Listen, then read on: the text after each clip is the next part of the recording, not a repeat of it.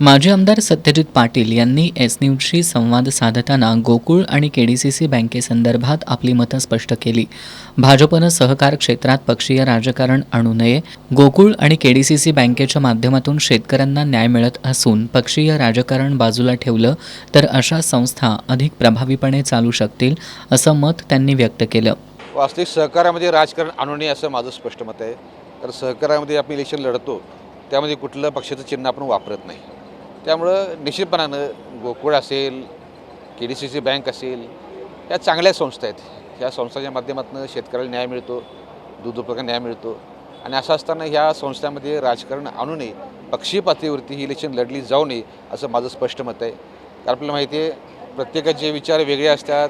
एका संस्थेमध्ये अनेक पक्षाचे पदाधिकारी असतात. तसं गावातल्या दूध संस्था जी आहेत त्यासुद्धा गावाच्या संस्था आहेत. त्यामध्ये अनेक पक्षाचे लोक एकत्र काम करतात आणि अशा अवस्थेमध्ये त्या पक्षाच्या माध्यमातून त्या संस्थेत फूट पाडणं हे मला योग्य वाटत नाही. त्यामुळं पक्षीय राजकारण या सगळ्याच मंडळींनी हे थोडंसं बाजूला ठेवावं.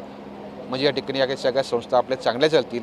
आज या संस्था चांगल्या आहेतच, उद्याच्या काळात या सगळ्या चांगल्या चालवायच्या असतील आपल्याला तर या ठिकाणी यामध्ये सहकारामध्ये राजकारण आणू नये असं माझं स्पष्ट मत आहे.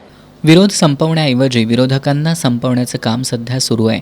विविध यंत्रणा आणि संस्थांचा वापर करून हुकुमशाही पद्धतीनं कारभार चालवला जात असल्याचा आरोप सत्यजित पाटील यांनी केला आहे.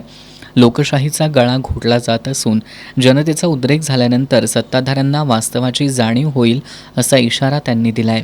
तर राजकारण आता बघितलं तर आपण बघताय सगळं भारतभर हेच सुरू आहे की विरोध संपवण्यापेक्षा विरोधक संपवायचं कार्य तर सगळं सुरू आहे.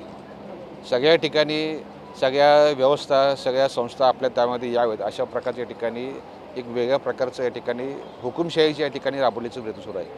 अशा प्रकारची अवस्था ही कधीच आपल्या भारतामध्ये नव्हती, आपल्या राज्यामध्ये नव्हती.